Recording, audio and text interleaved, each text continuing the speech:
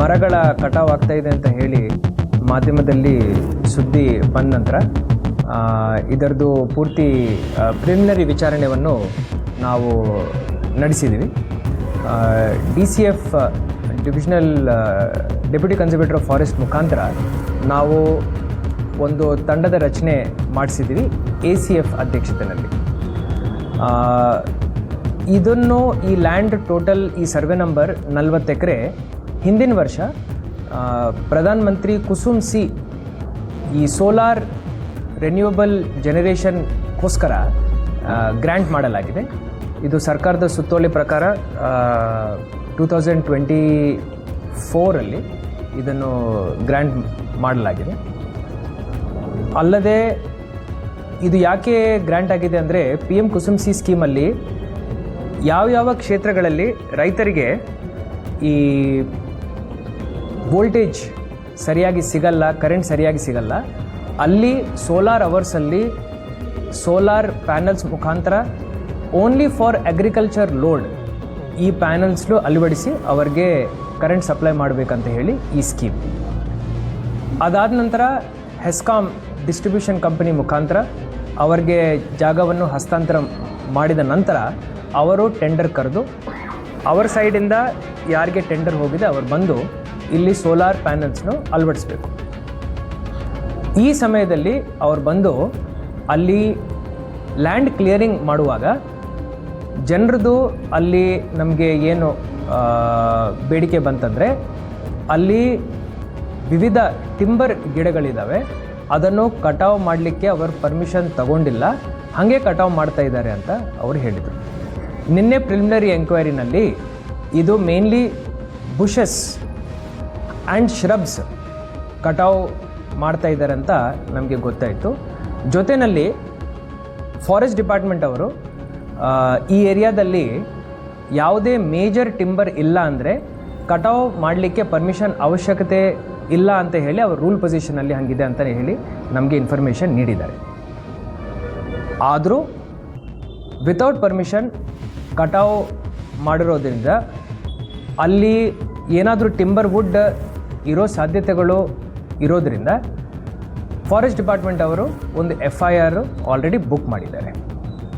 ಇದನ್ನು ವಿಚಾರಣೆಯನ್ನು ನಾವು ನಿಷ್ಪಕ್ಷವಾಗಿ ನಡೆಸ್ತೀವಿ. ಇದರಲ್ಲಿ ಯಾವುದೇ ಪೊಲಿಟಿಕಲ್ ಇಂಟರ್ಫಿಯರೆನ್ಸ್ ಇಲ್ಲ, ಇದರಲ್ಲಿ ಯಾವುದೇ ಅಡ್ಮಿನಿಸ್ಟ್ರೇಟಿವ್ ಮಿಸ್ಹ್ಯಾಪ್ ಇಲ್ಲ. ಓನ್ಲಿ ಪಾಯಿಂಟ್ ಏನಂದರೆ ಟೆಂಡರ್ ಕಾನೂನಾತ್ಮಕವಾಗಿ ಹೆಸ್ಕಾಮಿಂದ ಆಗಿದೆ. ಟೆಂಡರ್ ಬಂದು ಅಲ್ಲಿ ಕ್ಲಿಯರೆನ್ಸ್ ಲ್ಯಾಂಡ್ ಕ್ಲಿಯರೆನ್ಸ್ ಮಾಡುವಾಗ ಇನ್ ಕೇಸ್ ಅವರಿಂದ ಏನಾದರೂ timber wood permitted timber wood ಏನಾದರೂ ಪರ್ಮಿಷನ್ ತಗೊಂಡು ಕಟಾವು ಮಾಡೋ ಗಿಡಗಳನ್ನು ಅವರು ಕಟಾವು ಮಾಡಿದ್ದಾರೆ ಅಂದರೆ ಅವ್ರ ಮೇಲೆ ಕಠಿಣ ಕಾನೂನಿನ ಕ್ರಮ ನಾವು ಕಡ್ಡಾಯವಾಗಿ ತಗೊಳ್ತೀವಿ. ಸೊ ಯಾರು ಒರಿಜಿನಲ್ ಟೆಂಡರ್ ಇದ್ದಾರೆ, ಯಾರು ಬಂದು ಪರ್ಮಿಷನ್ ತಗೋಬೇಕಾಗಿತ್ತೋ ಅವ್ರ ಮೇಲೆ ಫಾರೆಸ್ಟರ್ FIR ಮಾಡಿದ್ದಾರೆ ಅಂತ ನನಗೆ ಮಾಹಿತಿಯನ್ನು ನೀಡಿದ್ದಾರೆ. ಇನ್ನೂ ನನಗೆ ಅಧಿಕೃತ ರಿಪೋರ್ಟ್ ಬರಲಿಕ್ಕಿದೆ.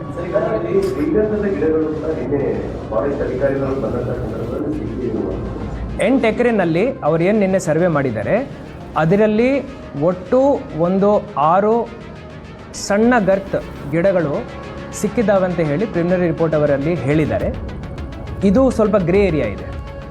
ಅವರು ಖಚಿತಪಡಿಸ್ಕೊಂಡು ಯಾವ ರೀತಿಯ ಗಿಡಗಳು ಅಲ್ಲಿ ಇದ್ದಾವೆ, ಎಷ್ಟು ನಂಬರ್ಸ್ ಇದ್ದಾವೆ, ಇದನ್ನು ಕಟಾವು ಮಾಡಲಿಕ್ಕೆ ಅವರು ಪರ್ಮಿಷನ್ ತಗೋಬೇಕಾ ಬೇಡವಾ, ತಗೊಂಡಿಲ್ಲ ಅಂದರೆ ಅದರ ಮೇಲೆ ಏನು ಕಾನೂನಾತ್ಮಕ ಕ್ರಮ ನಾವು ತಗೊಳ್ತೀವಿ ಅನ್ನೋದು ಅವರು ನನಗೆ ಅಧಿಕೃತ ರಿಪೋರ್ಟ್ ಕೊಡ್ತಾರೆ.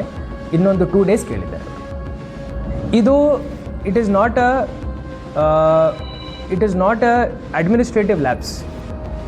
ಬಹಳ 2 ಇಯರ್ಸಿಂದ ಇದನ್ನು ಪ್ರತಿ ಜಿಲ್ಲೆಯಲ್ಲಿ ಸೋಲಾರ್ ಪವರ್ ಮುಖಾಂತರ ರೈತರಿಗೆ ನಾವು ವಿದ್ಯುತ್ ಶಕ್ತಿ ಕೊಡಬೇಕಂತ ಹೇಳಿ ಎಲ್ಲ ಕಡೆ ನಾವು ಪ್ರಮೋಟ್ ಮಾಡಿ ಈ ಪ್ರಾಜೆಕ್ಟ್ಸ್ನು ಮಾಡ್ತಾಯಿದ್ದೀವಿ.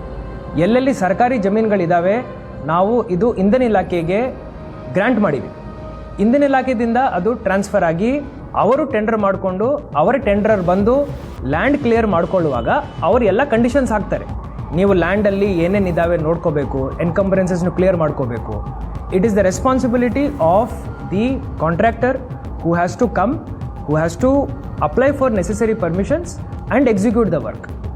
ಆ ಒಂದು ಲಾಸ್ಟ್ ಸ್ಟೆಪ್ಪಲ್ಲಿ ಕಾಂಟ್ರಾಕ್ಟರ್ ಮುಖೇನ ಏನಾದರೂ ಲ್ಯಾಪ್ಸ್ ಆಗಿದೆ ಅಂದರೆ ಅವರ ಮೇಲೆ ನಾವು ಖಂಡಿತ ಕಾನೂನಾತ್ಮಕ ಕ್ರಮ ನಾವು ತಗೊಳ್ತೀವಿ. ಇದರಲ್ಲಿ there is no other issue involved. There is no political angle, there is no administrative angle. ಏನು ಗಿಡ ಮರಗಳ ಇರುವಂಥ ಪ್ರದೇಶವನ್ನು ಬಿಟ್ಟ ಬೇರೆ ಕಡೆ ಮಾಡ್ಬೋದಿತ್ತು.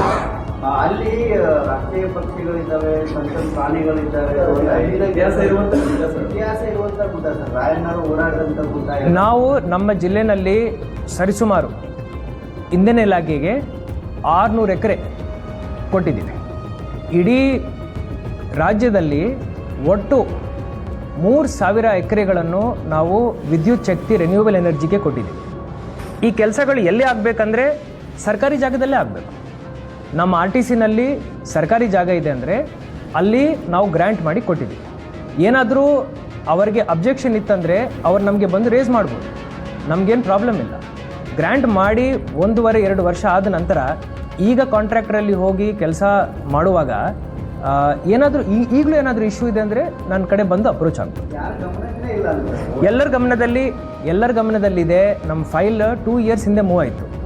ಸೊ ಇದು ಗ್ರ್ಯಾಂಟ್ ಆಗುವಾಗ ತಹಶೀಲ್ದಾರ್ ಅವರ ನಮ್ಮ ಇದರಲ್ಲಿ ಚಾವಡಿನಲ್ಲಿ ನೋಟಿಫೈ ಮಾಡ್ತಾರೆ, ಗ್ರ್ಯಾಂಟ್ ಆರ್ಡರ್ಸ್ ಆಗಿದೆ. ಎಲ್ಲ ಗ್ರ್ಯಾಂಟ್ ಆರ್ಡರ್ನು ಹೆಸ್ಕಾಮ್ ಅವರು ಬಹಿರಂಗವಾಗಿ ಈ ಪ್ರೊಕ್ಯೂರ್ಮೆಂಟಲ್ಲಿ ಟೆಂಡರ್ ಮುಖೇನ ಅವರು ತೋರಿಸಿದ್ದಾರೆ. ಸೊ ಇದೇನು ಮುಚ್ಚಿ ಮಾಡೋ ಕೆಲಸ ಏನಲ್ಲ. ಇಡೀ ರಾಜ್ಯದಲ್ಲಿ ಪ್ರತಿ ಒಂದು ಜಿಲ್ಲೆನಲ್ಲಿ PM ಕುಸುಮ್ ಸಿ ಪ್ರೋಗ್ರಾಮ್ ನಡೀತಾ ಇದೆ. There is no political involvement. No, I want to clarify this situation very clearly. There is no political angle to this issue. ಯಾವುದೇ ಪೊಲಿಟಿಕಲ್ ಆ್ಯಂಗಲ್ ಇಲ್ಲ, ಯಾವುದೇ ಅಡ್ಮಿನಿಸ್ಟ್ರೇಟಿವ್ ಆ್ಯಂಗಲ್ ಇಲ್ಲ.